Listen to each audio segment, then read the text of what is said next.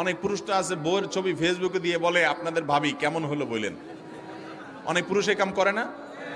ফেসবুকে আবার কমেন্টে নিচে দিয়া দোস্তরা লেখে, দোস্ত ভাবি অনেক সুন্দর মাশাআল্লাহ, আবার মাশাআল্লাহ লেখে।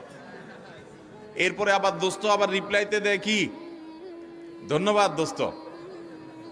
মানে আমার বউরে তুই সুন্দর বলছস, তার মানে তুই দেখছস, মনে মনে জল্পনা কল্পনা করছস, করে আবার লিখছস, এই জন্য তোর ধন্যবাদ। ভাইরা আমার, মানুষের বিবেক যখন লোপ পেয়ে যায় তখন সে হিতাহিত জ্ঞান হারিয়ে ফেলে।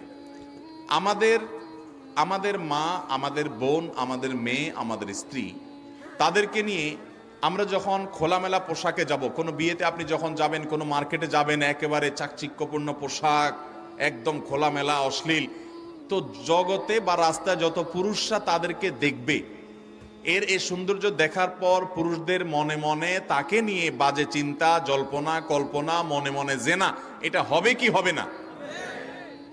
না, হবে না। সবাই কি বাজে চিন্তা করে আপনার মতো?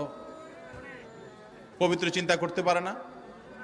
কি বলেন ভাইরা আমার?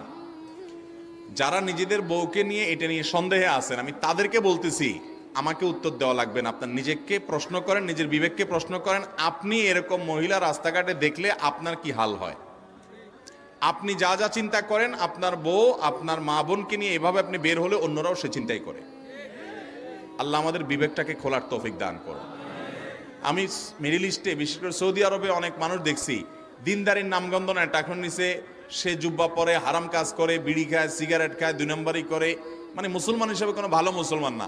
কিন্তু গল্লির ঠাওয়ার ঠিক আছে, জায়গা মতো সে একেবারে সুসের মতো সোজা, বইয়ের ব্যাপারে পরিপূর্ণ পর্দা মেনটেন করে।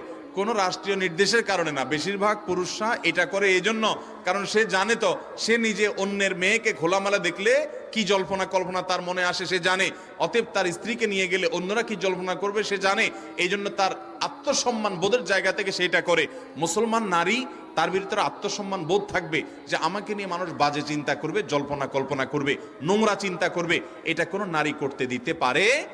একজন খোলামেলা বেপর্দা নারীকে দেখে যত মানুষ মনে মনে তাকে জেনা করে, সে মনের কথাগুলো তো মানুষ বলতো, এই নারী জুতা দিয়ে পিটতে পিটতে রাস্তা যাইত, কিন্তু সে মনে মনে মানুষের এই জেনার কাজ সে করে যাচ্ছে। আল্লাহ আমাদেরকে পর্দার গুরুত্ব বোঝার তৌফিক দান করুন। এটা নারীর জন্য অসম্মান না, এটা নারীর জন্য বরং সম্মানের, এটা নারীর ইজ্জত রক্ষার জন্য সবচেয়ে বড় মাধ্যম।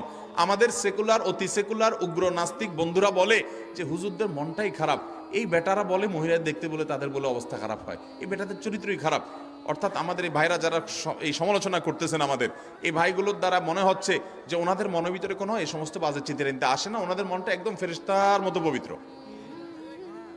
এরকম যাদের কোনো চিন্তা জল্পনা কল্পনা আসে না, এরা হয় মিথ্যুক আর না হলে রুগী। হয় এগুলারে ডাক্তার দেখাইতে হবে, পুরুষত্বের ঘাটতি আছে, আর নাহলে মিথ্যুক। আল্লাহ তাআলা সৃষ্টি করেছেন এভাবে, তোমার কোনো মনে চিন্তাই বাজে আসে না, তোমার মতো এই অসুস্থ মানুষ, তোমার তো হাসপাতালে ভর্তি হওয়া উচিত। আল্লাহ রাব্বুল আলামিন আমাদেরকে পর্দার গুরুত্ব বোঝার তৌফিক দান করুন। অনেক পুরুষ আছে নিজের বউয়ের জন্য চাকচিক্যপূর্ণ বোরকা পরে নিয়ে যান। না ভাই, আপনার বউর যত সাজগোজ সব বাসা বাড়িতে হবে, একান্তে। আপনি বাইরে রাস্তাঘাটে কেন বিলে বেড়াচ্ছেন? মহর দিয়ে বিয়ে করছেন আপনি, আর রাস্তাঘাটে মানুষকে দেখা বেড়াচ্ছেন।